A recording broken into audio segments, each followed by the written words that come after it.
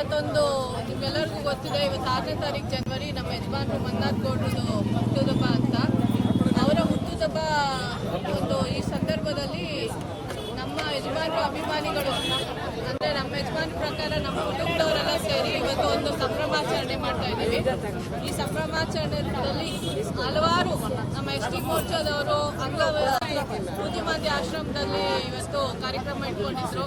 ಹಾಗೆ ನಮ್ಮ ನಂದೀಶು ಮತ್ತು ರಾಮಾಂಜಿ ಅವರು ಇವತ್ತು ಕಂಬಳಿ ಕೊಡುವಂಥದ್ದು. ಯಾಕೆಂದರೆ ನಿಮ್ಗೆಲ್ಲರಿಗೂ ಗೊತ್ತಿದೆ, ಈ ವರ್ಷನೇ ಜಾಸ್ತಿ ಚಳಿ ಇದೆ, ನಮ್ಮ ಒಂದು ವಾತಾವರಣ ಸರಿ ಇಲ್ಲ.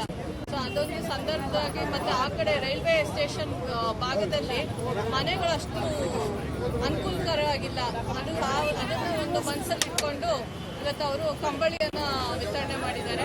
ಹಾಗೆ ನಮ್ಮ OBC ಮಾರ್ಚ ಮಹೇಂದ್ರ ಅವರು ಇವತ್ತು ಇಲ್ಲಿ ನಮ್ಮ ಯಜಮಾನರು ಹುಟ್ಟುಹಬ್ಬ ಪ್ರಯುಕ್ತವಾಗಿ ಅನ್ನದಾನ ಮಾಡಬೇಕು ಅಂತ ಹೇಳಿ ಅನ್ನದಾನ ಕಾರ್ಯಕ್ರಮ ಇಟ್ಕೊಂಡಿದ್ದಾರೆ.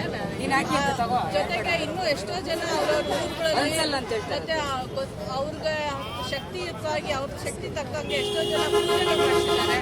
ಎಲ್ಲ ಅಭಿಮಾನಿಗಳಿಗೂ, ಎಲ್ಲ KS ಮಂಜುನಾಥ್ ಗೌಡ್ರ ಅಭಿಮಾನಿಗಳಿಗೂ ಅವ್ರ ಪರವಾಗಿ ನಾನು ಕೃತಜ್ಞತೆಯನ್ನು ಸಲ್ಲಿಸ್ತಾ ಇದ್ದೀನಿ.